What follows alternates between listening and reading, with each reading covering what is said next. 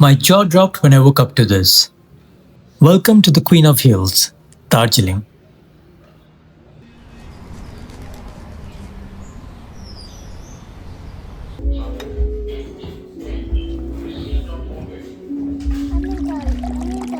We started the day with some top-notch Darjeeling tea and some fresh-made momos. Soon after, we headed out with our guide to explore this beautiful place. Our first stop was the Darjeeling Peace Pagoda. Standing 94 feet tall, this is the tallest structure in Darjeeling. Built to spread a message of global harmony, the spiritual landmark is tucked into the Jahalpur hills and is absolutely worth the quick trip from the town center.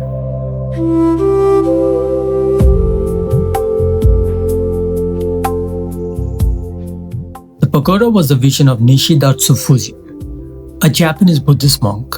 After witnessing the unimaginable devastation of Hiroshima and Nagasaki, he made it his life's mission to build these monuments around the world.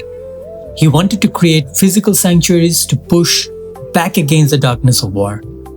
It took 20 years of community effort to build the site in 1992. Today, it stands as an active monastery where monks still beat their traditional drums daily, praying for global unity. After feeling zen, we came to Darjeeling Station for our next adventure. The Darjeeling Toy Train is a 140-year-old engineering marvel that defied the impossible. Built to transport tea, it was designed with a unique zigzag system to conquer steep mountains without a single tunnel. Today, the original steam engines from the 1880s still pull carriages along the same tracks, serving as both a working transport link and a living piece of history. It's more than a ride, it's a time machine on tracks.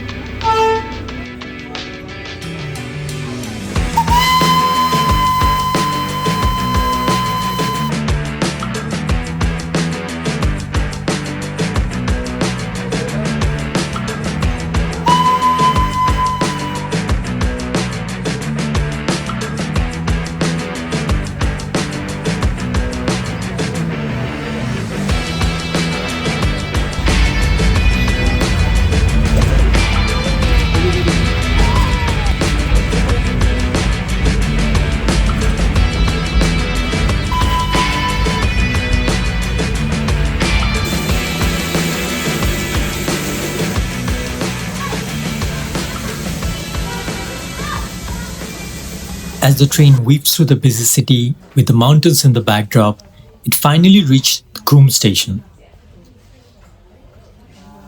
From there, we had a quick hearty lunch and then visited the Samten Choling Monastery in Ghum. This monastery was built in 1875 and is best known for its massive 26 feet golden statue of the Maitri Buddha, also known as the Future Buddha.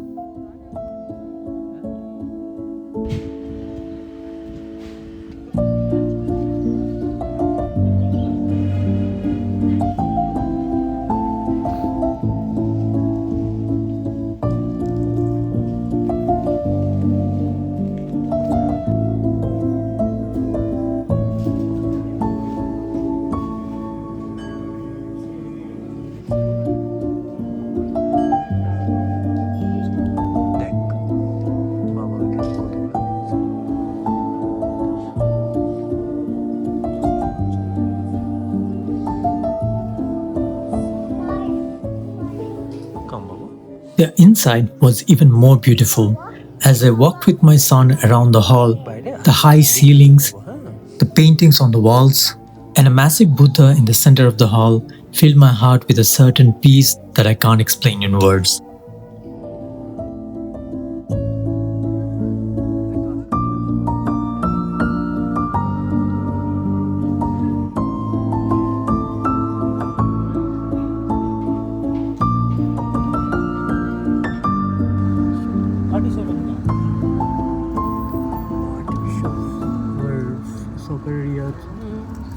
On our way to the next destination, we did a small detour in Darjeeling Zoo, where we saw the elusive red panda and some big grumpy cats, and that made my son stay.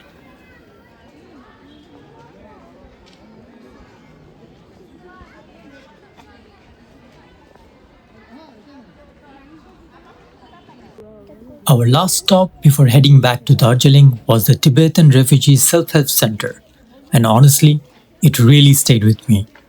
It was started back in 1959 by a group of refugees who had just arrived in Darjeeling and needed a way to start over. Instead of just taking charity, they decided to build something for themselves, focusing on keeping the traditions craft alive. Walking through the workshops today, you will see people still weaving carpets and paintings exactly the same way their families did generations ago. It's a pretty powerful reminder of how this community turned a really difficult situation into a legacy of pride and independence.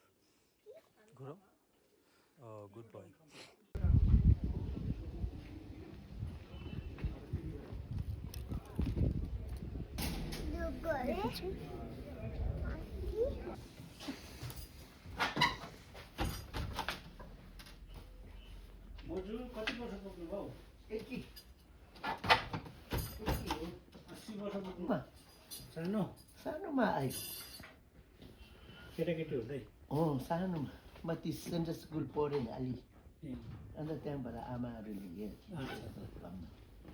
कति time लाग्छ यो अब 20 दिन यस्तो लाग्छ 25 एउटा bag बनाउनु एउटा हो एउटा त एक दिनमा हुन्छ नि हुन्छ बना देते हैं अच्छा अच्छा अच्छा जो कारपेट बनाते हैं ना उसका जो बचा कुचा वो होता है उसका ये तो ये बनता है कोई भी चीज वेस्ट नहीं त्यसले के पुग्छ बड़ा बड़ा चाहिए हामीले बग्रा उल कहाँ से आता है ये like Ladakh Ladakh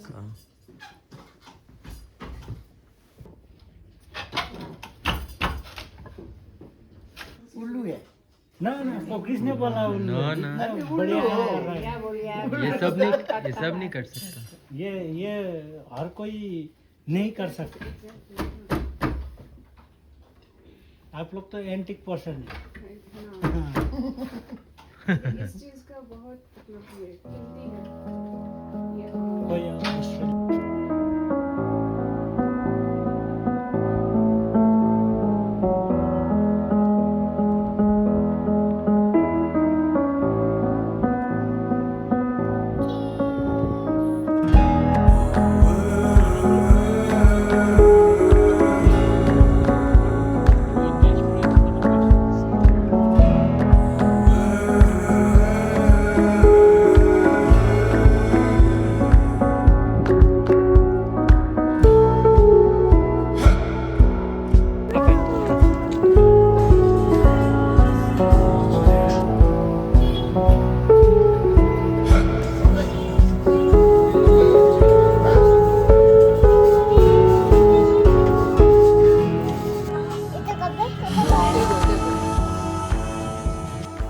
No trip in Darjeeling is complete without ending up here.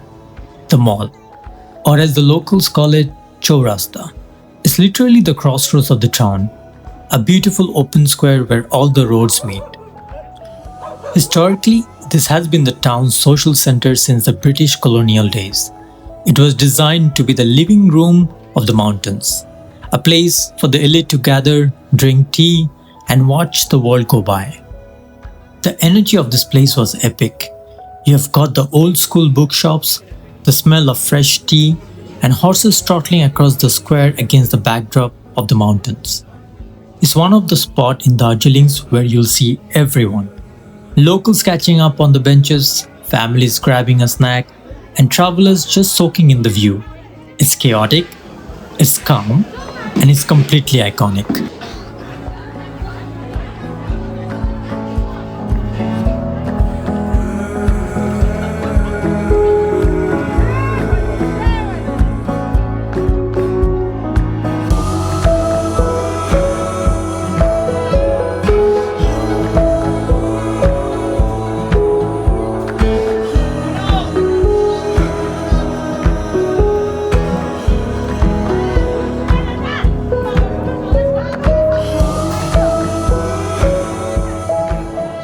To top it all off, it was actually Valentine's Day. We managed to get our little one down for the night, and with the grandparents on duty, me and my wife snuck out for a quick date night. Sitting in the heart of Darjeeling, just the two of us was the perfect way to wrap up the trip. It has been an incredible day, and honestly, I couldn't have asked for a better way to end it.